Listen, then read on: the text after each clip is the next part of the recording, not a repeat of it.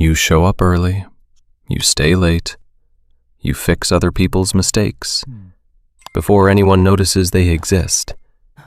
And somehow, the person who has done the absolute bare minimum since the day they were hired still has a job. Not just has a job, they're thriving. No write-up, no warning, no awkward meeting with HR, just vibing. And you're sitting there, genuinely asking yourself, is the entire system broken? Yeah, it is. But here's the part nobody tells you. It's not broken by accident. There is a very specific, very deliberate playbook that these people run, whether they know it or not. And the reason it works so well is partly because you exist. Your reliability is the infrastructure their laziness is built on. Uncomfortable? Sure. Surprising? Not really, once you see how it works. My name doesn't matter right now. What does matter is that by the end of this video, you will never walk into your office the same way again. 4 reasons. That's all it takes? Let's go. Let me introduce you to someone. We'll call him Marcus. Marcus is genuinely a great guy. Good energy, always smiling, no bad vibes whatsoever. You'd grab lunch with Marcus. You'd invite Marcus to your birthday thing. But when it comes to actual work, Marcus is a ghost. While the rest of the team was stretched thin, covering 2-3 roles each, because management loves the idea of running lean, which is corporate for, we won't hire more people, but we'll definitely need more output. Marcus was running a completely different operation. 9:30 arrival. 20 minutes catching up on group chats he wasn't actually reading. A coffee run that somehow took 45 minutes. And then the main event, settling into his desk to spend a deeply suspicious amount of time on sports highlights. Now, most days, you just shake your head and move on. His work was mostly independent, not your problem. Until it was your problem. Because every time the team had to collaborate, Marcus disappeared, claimed he was swamped, and on the rare occasion he actually committed to something, 1 in 10. That's his follow-through rate. 1 in 10. The other 9 times, his unfinished work became your emergency. You'd stay an extra hour, quietly redo his sloppy half contributions before anyone in leadership could see them. Cover the gap, clean the mess, smile through it. And here's the part that really should have been a wake-up call. You didn't even resent it at first, because you're a high performer. You're wired to fix things. You don't walk past a problem, you solve it. And in solving it, every single time, you became the invisible infrastructure that made Marcus's entire lifestyle completely sustainable. He didn't have to try. You were trying for him. Sound familiar? Yeah, I thought so. But here's where it stops being a Marcus problem and starts being a systems problem. Because what Marcus was running wasn't dumb luck, wasn't charm, wasn't even conscious strategy most of the time. It was a playbook. 4 reasons, specific, repeatable, and almost invisible, until someone lays them out for you. Let's start with reason 1. High performers chase excellence across the board. Every metric, every deliverable, every email. You want all of it to reflect your best. Lazy people don't operate that way. They operate on intelligence. Specifically, the intelligence of knowing exactly which metrics have teeth and which ones are just furniture. If you'd asked Marcus to list his core responsibilities, the ones that would actually trigger consequences if left undone, he could have rattled them off in 30 seconds flat. More importantly, he knew which responsibilities nobody was actually tracking. He knew which deadlines had real teeth and which ones were suggestions, wearing the costume of deadlines. He knew which managers cared about output and which ones only cared that things looked fine during the Monday meeting. While you were burning energy being excellent at everything, Marcus was doing the math on what he could skip entirely. And here's the uncomfortable truth that nobody wants to say out loud. Most of the time, he was right. Nobody noticed because you were there, quietly filling every gap he left behind. The safety net you built, out of professionalism, out of pride, out of genuine care for the work, was the exact structure his laziness lived inside, rent-free. You weren't just doing your job. You were doing his job, too, and the system counted both as one employee's output. That's reason one. Here's something that sounds fake, but is backed by actual research. Your job performance, your actual, measurable, quantifiable output, accounts for a surprisingly small portion of what determines whether you get promoted. Research in organizational behavior consistently shows that visibility and likability are stronger predictors of career advancement than raw performance metrics. Let that breathe for a second. Being seen and being liked outweighs being good at your job. Marcus understood this instinctively. While you had your head down grinding through real deliverables, Marcus was wandering the hallways, having long conversations with people from other departments, grabbing lunch with a senior director, cracking jokes in the break room with someone from finance. And to anyone who didn't work directly with him, Marcus seemed fantastic. Not an accident. He wasn't wasting energy on work nobody important would ever see. He was investing that energy in being visible, being liked, creating a perception of value, completely decoupled from actual value. And remember that one time out of 10 when Marcus actually followed through?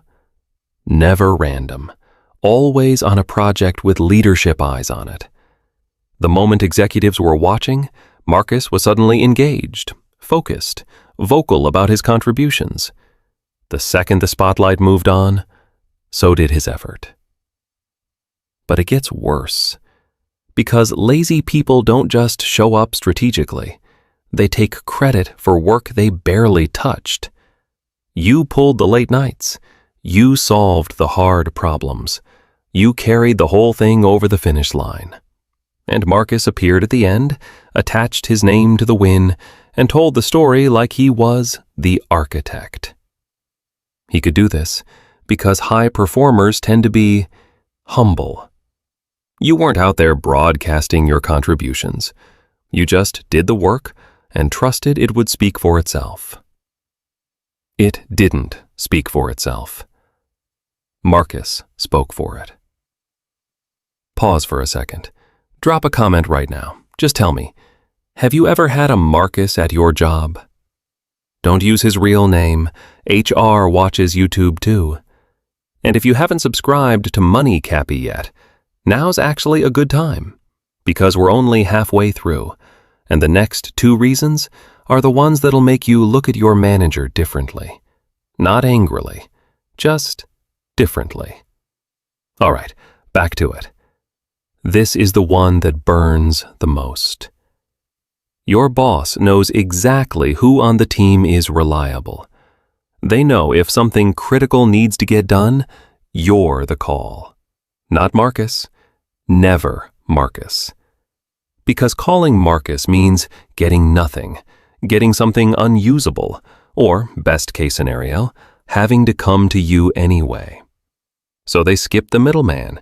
They come straight to you, every time. And here's the brutal cycle that creates. Because you're reliable, you get more work. Because you handle more work, the expectation scales up. Because the expectation scales up, you get even more work. Meanwhile, Marcus has almost nothing on his plate, so the bar he needs to clear? Practically on the floor.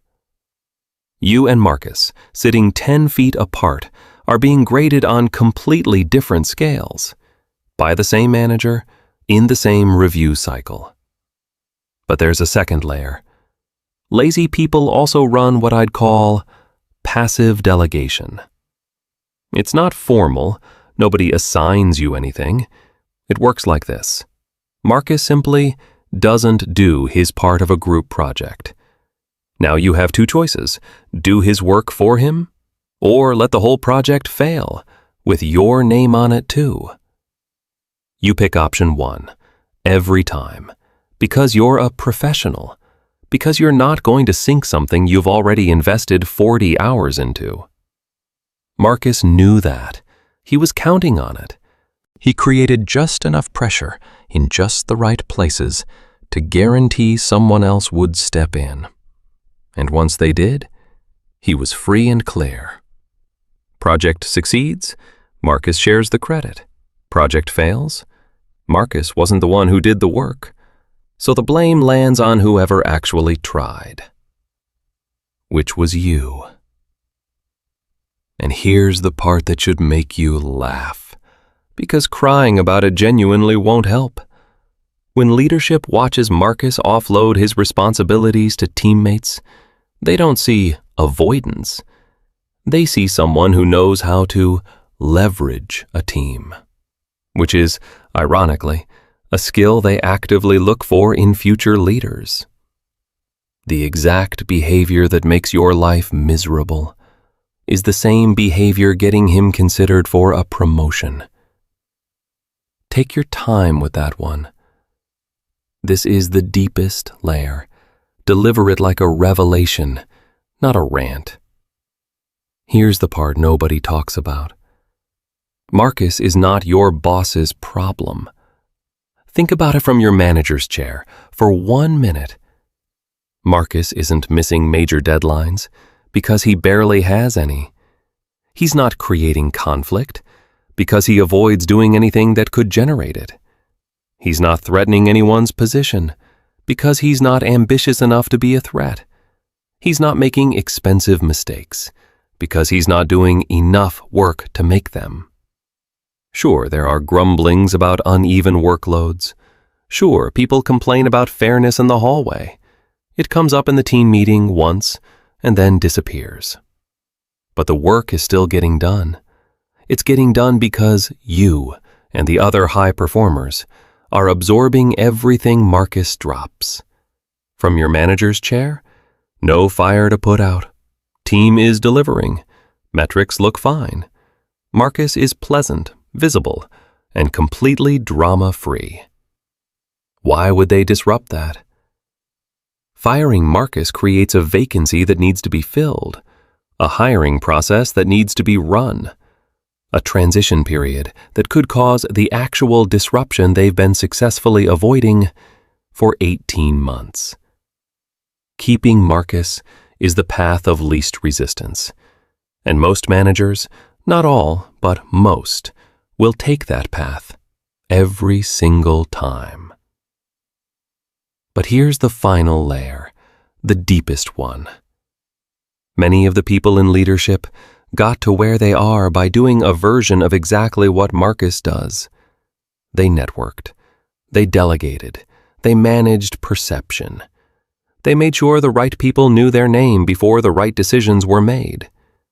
So when they look at Marcus, they don't see a problem employee. They see a younger version of themselves. And that's not a conspiracy. That's just how institutional memory gets written. The system doesn't protect these people by accident. It protects them because the people running the system built it that way, consciously or not. Still unbothered, just informed. So here's where this leaves you.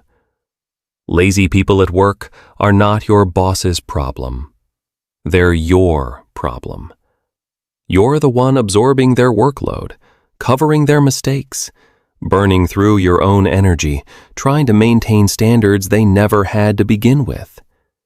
And none of it is your fault. The system is designed to exploit your reliability, your professionalism, your inability to walk past something broken without fixing it. That's not a character flaw. That's the thing that makes you actually good at what you do. The problem is you've been doing it for free and for someone else's benefit. I'm not going to tell you to find your passion or bet on yourself. You didn't come here for a pep talk. So here's what's actually useful. 1. Stop automatically absorbing work that isn't yours. Not dramatically, not forever. Just pause before you step in. Ask yourself, whose problem is this technically? Because the moment you pick it up, it becomes yours, permanently. And nobody hands out credit for work they never saw you take on. 2. Get strategic about your own visibility. You've been grinding in silence while someone else narrated your work to leadership. That stops now. Not by becoming loud, just by making sure the right people know what you specifically delivered. Document it. Say it in the meeting. Send the follow-up email. The work does not speak for itself. You have to give it a microphone. 3. Stop being the safety net. This one is harder, because it goes against everything you're wired to do. But as long as you're there, ready to catch everything that falls, the system has zero reason to change, and the Marcus in your office has zero reason to change either. The safety net isn't kindness anymore. At this point, it's a subsidy. The video is wrapping. Let the pace slow down completely. The playing field was never level. It wasn't level when you started. It isn't level now. It won't be level next quarter when HR sends out the annual engagement survey, and everyone checks satisfied. But here's what has changed. You can now see exactly where the slope is. You know why the laziest person in the room keeps their job. You know how the accountability shield works. You know why management will never voluntarily fix this. And you know, specifically, what you've been doing that makes the whole thing possible. That's not a small thing. Most people spend entire careers being frustrated by a system they never stopped to understand. You just understood it in 13 minutes. And once you see it, you can't unsee it. If this video made you see your workplace even slightly differently, that's the whole point.